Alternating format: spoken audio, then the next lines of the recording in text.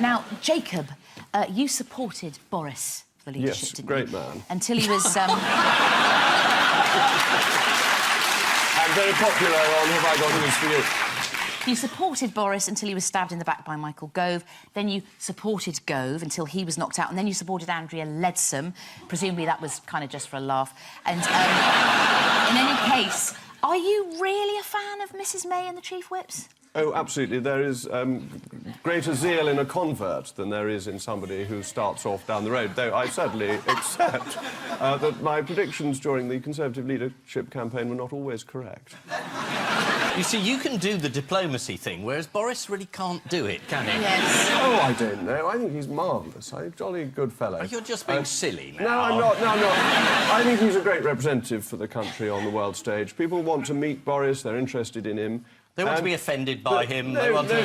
The row today is that he said something that most people know to be true. So I can't see why people should be too upset. I think... But then Mrs May said it wasn't true. No, Mrs May said it didn't fully represent government policy. That's a different thing.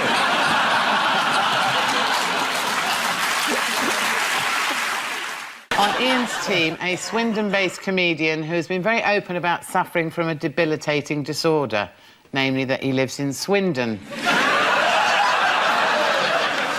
Please welcome John Richardson.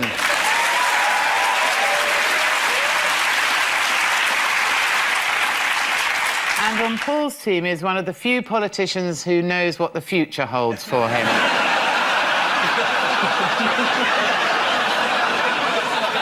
A regular slot bantering with Jeff Stelling in Dictionary Corner. Please welcome Lembit Opik.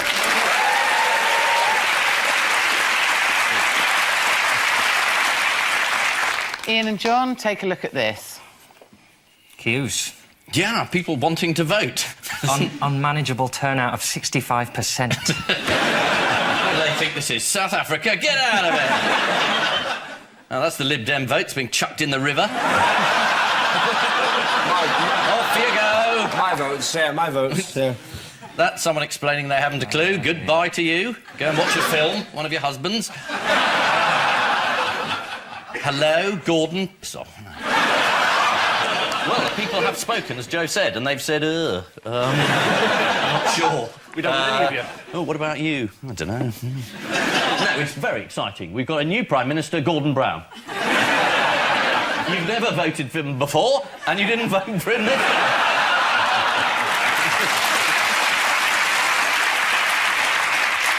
So, democracy working pretty damn well, I think. Does this mean this is going to carry on? What, this show? God. The whole I thought at least it would be finished this morning, but it's not, is it? It's going to be months of... Months of it? In some cases, it has. It's good that you're not dwelling on it, though. I'm completely over it. After 19 years, is it? Presumably it's... 13 years and 4 days, roughly. I mean, I'm not counting, but... Somebody was. If I was Brown, and today I would just resign and then run naked through the streets of London going, you're the bigot, you're the bigot. Can't touch me now, bigots. But they're all still trying to make friends, aren't they? They're trying to do a, hey... They're like passing notes on the news this morning going, tell Nick I think he's fit, Gordon. It is indeed the overwhelmingly indecisive outcome of the election. In fact, we only know one result for sure. Don't we, Lembit? Can we get on with this? I've actually got an appointment at the job centre in about half an hour. They phoned earlier, they cancelled.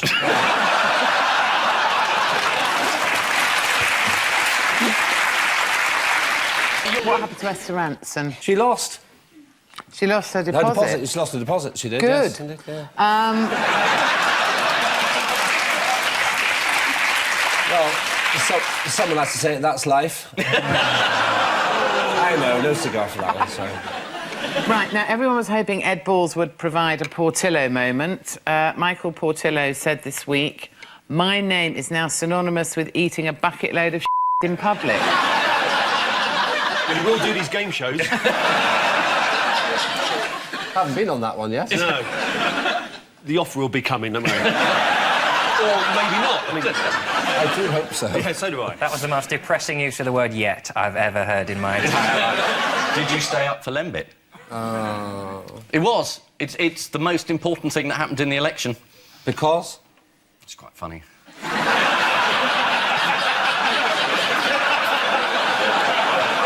I was expecting a bit more than that, wasn't you? Ladies and gentlemen, the great thing about losing my seat is I can actually take a fee for this now instead of getting this kind of abuse for nothing.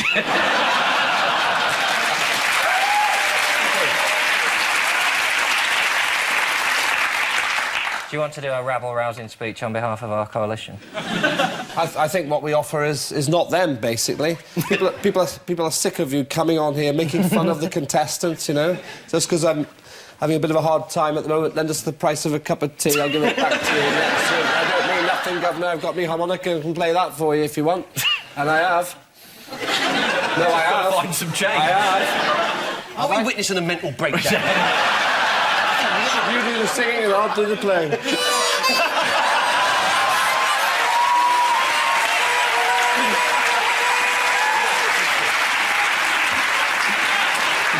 On Paul's team tonight is the leader of UKIP, who was recently interviewed in his Mayfair office by Alistair Campbell, thus giving the sniper across the street with one bullet a terrible dilemma.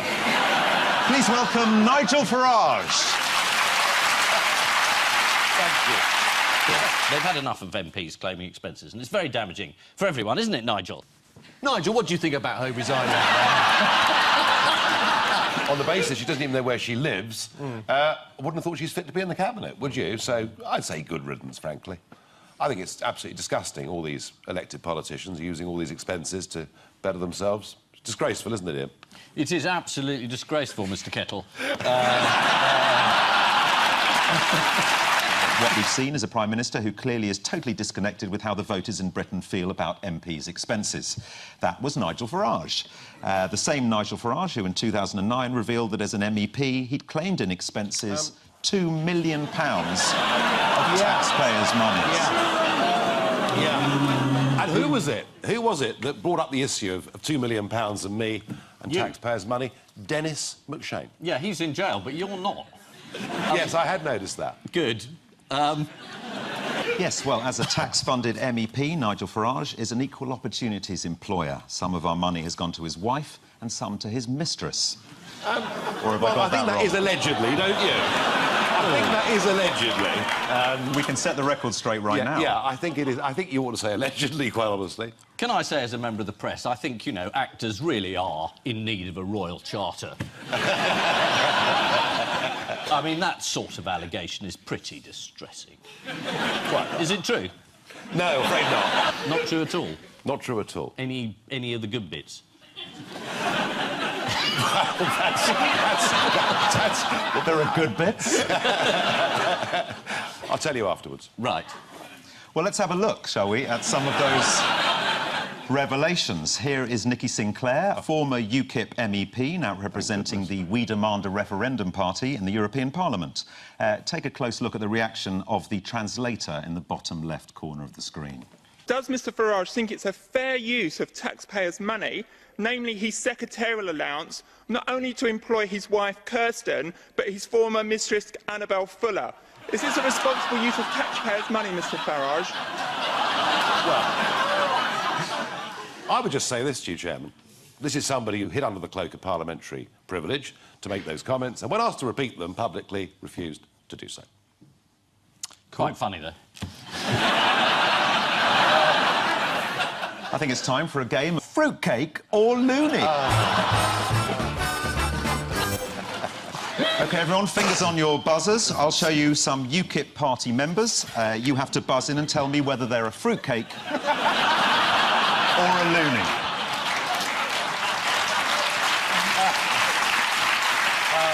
Here's the first one.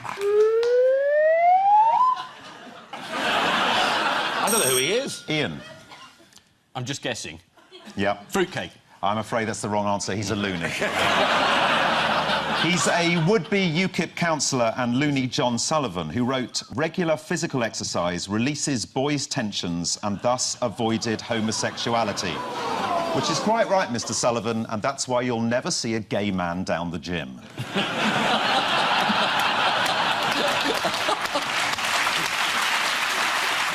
Fingers on buzzers, here's your next one. Nigel Farage, UKIP party. This is a bit tricky, this one, because he's the treasurer at one of our biggest donors. And I wouldn't really like to call Stuart Wheeler either. I'll have to go for Fruitcake. Is the correct answer. You got it right. Yes.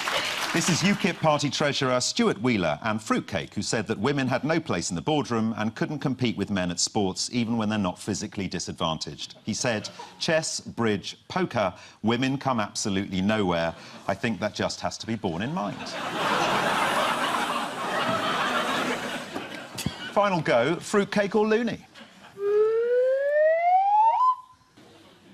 I don't know the chat.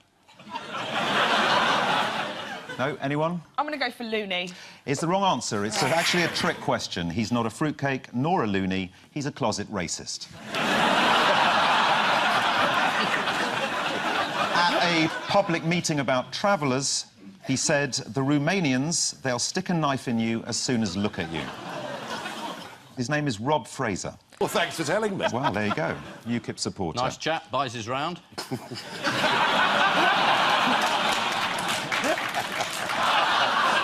Nigel, have you had your portrait done? No. How would you describe your look? Ragged. Ragged? Anyone else have a view on how Nigel looks? Swivel-eyed?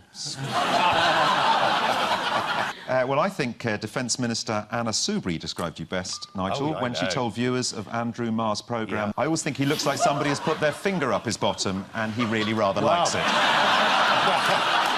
Wow. That's what we expect.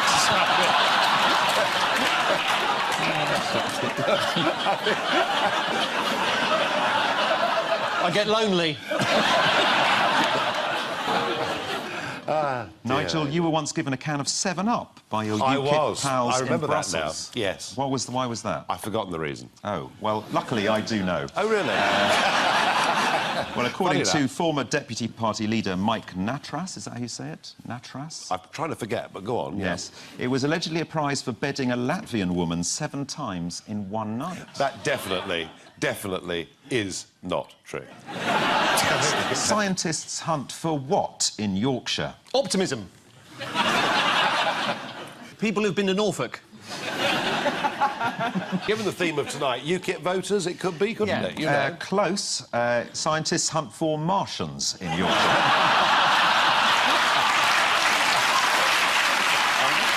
OK, what are UKIP's 5 pledges? Ah, straight talking. Straight talking. That's what you get. That's 2, yeah.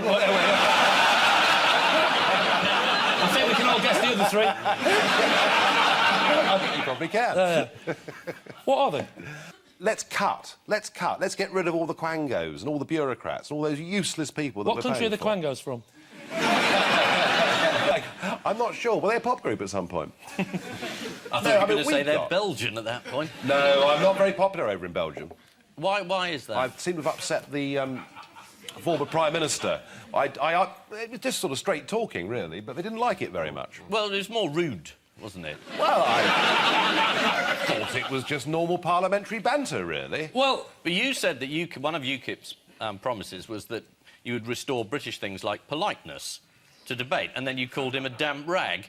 Yeah. And said Belgium was a non-country. Well, that's true. No, that is true. It is a non-country. What, compared to Britain at the moment? Should we have a little clip of you addressing the Belgian in question? Well, if we don't, we've wasted the last 10 minutes, haven't we? You know, really, you have the charisma of a damp rag and the appearance of a low-grade bank clerk. And the question that I want to ask, that we're all going to ask, is who are you? I've never heard of you. Nobody in Europe had ever heard of you. And I can say with confidence that I can speak on behalf of the majority of the British people in saying, we don't know you, we don't want you, and the sooner you're put out to grass, the better. Can I just ask, have you ever done a best man speech before? I thought it was quite moderate and reasonable. I don't know what the audience thinks. How could you speak on behalf of the British people on the size of your vote? Well, I could say with confidence that nobody in Britain knew who he was. I mean, I can say with confidence I've been to the moon. It doesn't mean it's happened. Did you know who he was? Yeah, that's Sven-Göran Eriksson.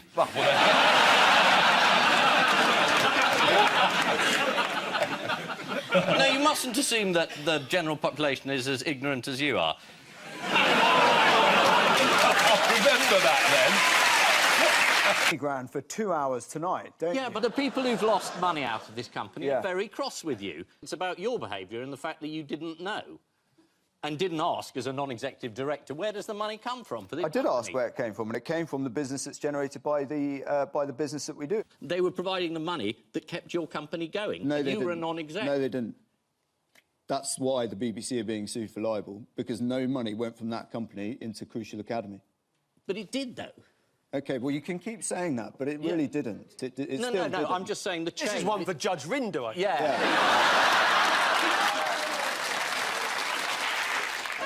I'm merely trying to establish the facts. You say you're going to sue the BBC for reporting a story that everybody else has run, and you say that's not how the money got there. I am absolutely sure that not a single penny has come from LCF and gone into Crucial Academy. If it has, I would leave. It hasn't gone directly in. It's gone in through a series of No, other companies. directly or indirectly. If it had, I would leave. Many All more? right, well, we'll see what happens. This is like all of my Christmas dinners with my family. What's the other protest that's been going on peacefully? Peacefully, that's the protest outside St Paul's against the terrible world economy. They may have to close it I think down. they've already had to close the shop and the cafe. Oh, OK. What's happening to religion? I know. They were protesting against the stock exchange, but they couldn't camp outside there. And then St Paul said, all right, you can camp here. Although it was quite amusing to see the longest queue ever for Starbucks in the history of the world in that square at a protest against capitalism. Does anyone know what the London protesters are trying to achieve? Well, the overthrow of the corrupt city system as they see it, one suspects, no? They tweet about it regularly on their iPhones, perhaps in between getting cafe lattes, and housing themselves in some very fancy tents. But they are against capitalism, except for the lattes. So if they buy coffee, their opinions are worthless. I think if they prop up a corporate titan like Starbucks, they've got to ask themselves how much of capitalism they really don't like. I don't think you can negate them because they have a cup of coffee. It's like saying to a condemned man on the way to the gallows when he's blubbing, you ate your last meal. What's the matter with you? He said it was your last meal. You can't be against capitalism and then take everything that it provides and say this is terrific. Everything? Thank you, but I hate the system that you're providing. One cup of coffee and they can't... Can't they be about... Sorry, no. It's just so obvious I can't be bothered. What are you going to say? You don't have to want to return to a barter system in the Stone Age to complain about the way the financial crisis affected large numbers of people in the world, do you? Even if you're having a cup of coffee and you've got a tent. No, I think if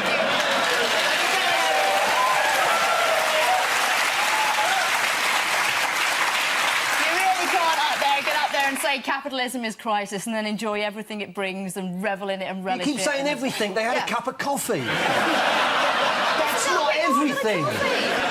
Well, according to The Guardian, the protesters have a number of targets, but their ambition is to stamp out greed and world poverty. They're hoping to set up a visitors' centre and an outreach group to spread the message. Right. Well, that sounds really effective. Much better to get some lobbyists in.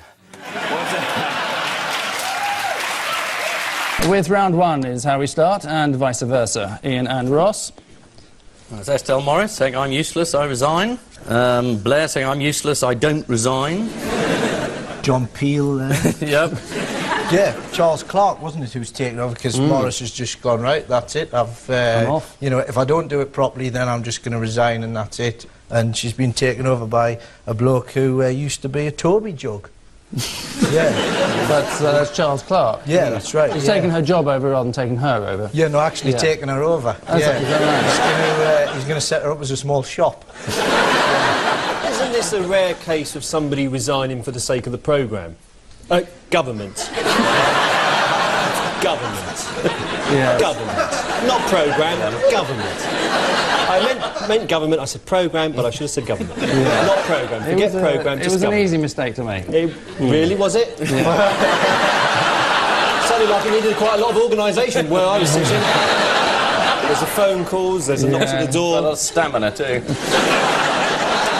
Could I talk about Estelle Morris just briefly? Is that okay? Yes, certainly. I'd rather hear about the sordid details, though, if you wouldn't mind. So would I, Just a little bit, go on. Yeah. Just a tiny bit. If I knew what they were, I'd tell you, I promise.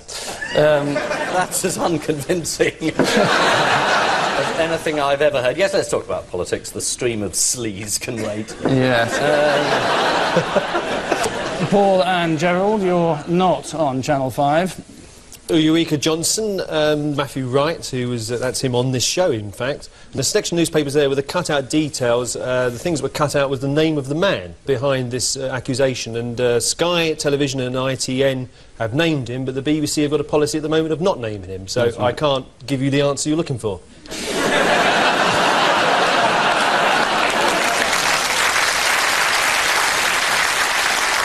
It wasn't you, was it?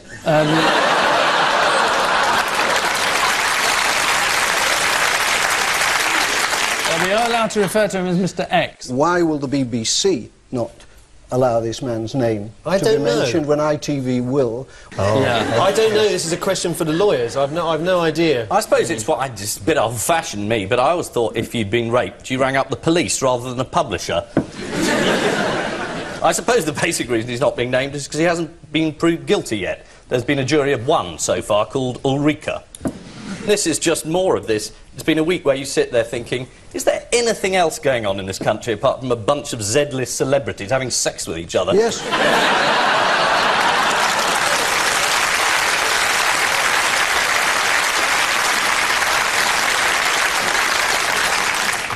The answer depressingly seems to be no. No, yes. Gerald, you were surprised that there was a serious discussion programme, you were saying?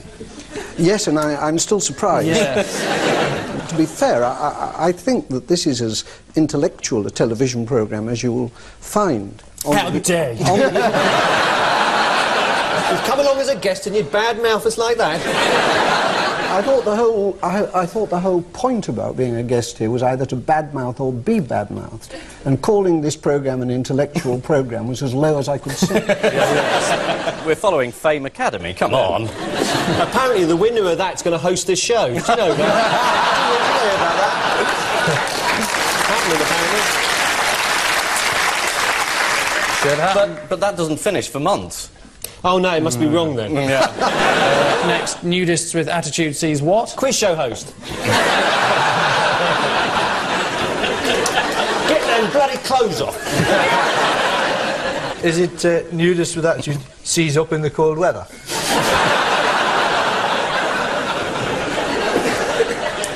It isn't. It is, in fact, the high ground. Next, I let a robot what? Host my quiz show.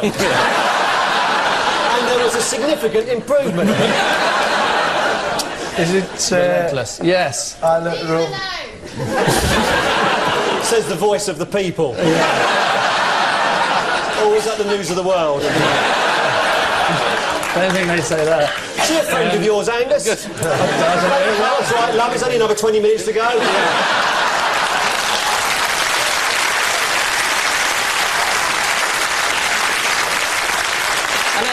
If you've got a friend, you're both in luck.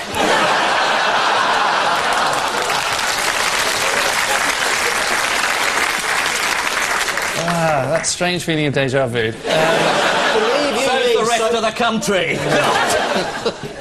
Operate on my knee. Before we bid them a fond good riddance, the minor irritation of our caption competition.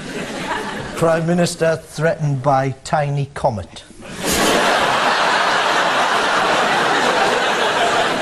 Mystery sniper shoots hole in Estelle Morris.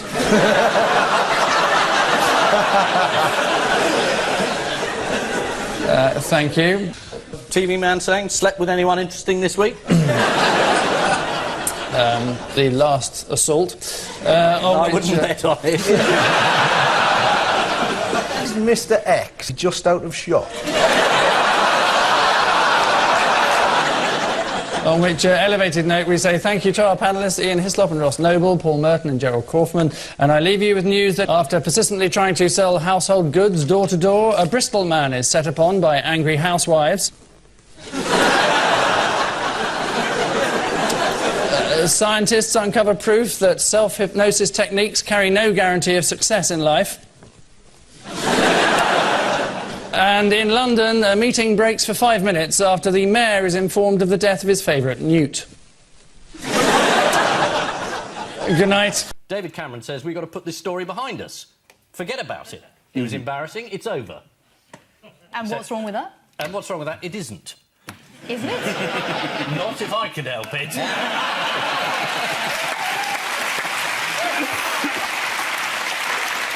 Were you there for his goodbye resignation speech? I did hear his goodbye resignation speech. Were you moved?